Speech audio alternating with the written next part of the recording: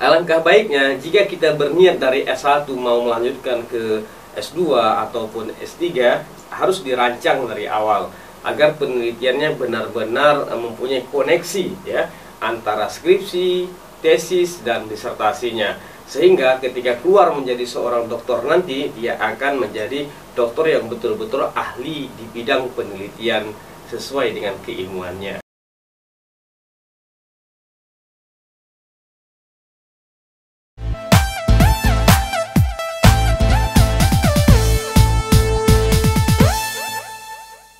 Assalamualaikum warahmatullahi wabarakatuh. Salam cerdas.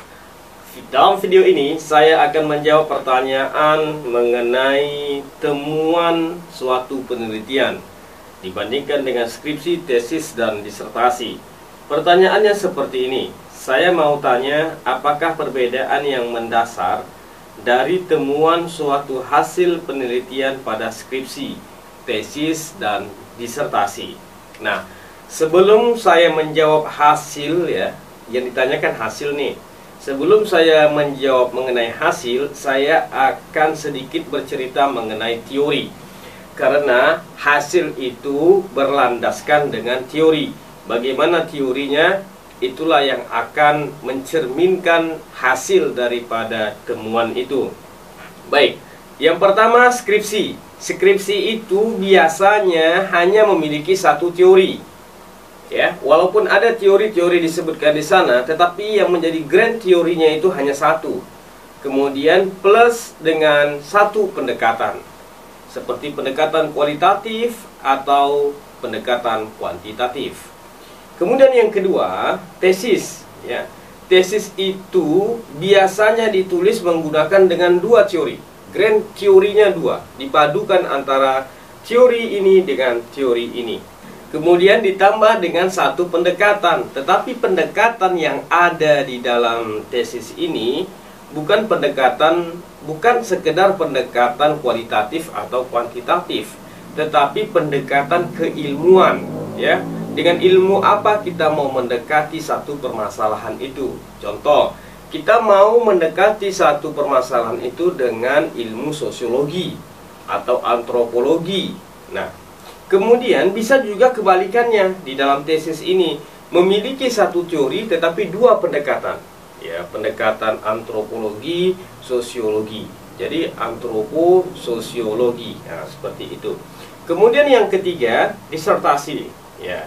Disertasi ini lebih tajam lagi, ya. Disertasi ini dua teori atau lebih. Jadi grand teorinya itu ada dua atau lebih. Jadi kedua grand teori atau lebih inilah yang dipadukan di dalam tulisan itu. Kemudian ditambah lagi dengan dua atau lebih pendekatan keilmuan.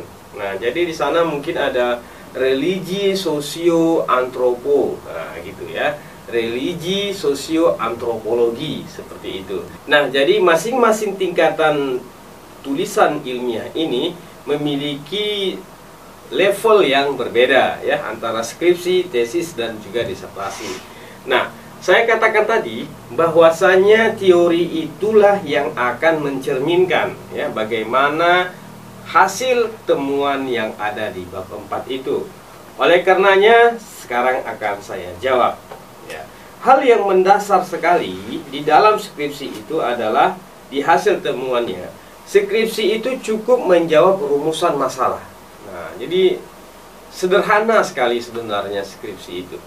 Bisa saja menjawab rumusan masalah, itu sudah baik ya, apalagi dipadukan dengan teori, pengerjaannya sesuai dengan teori, itu makin lebih baik lagi. Kemudian yang kedua adalah tesis.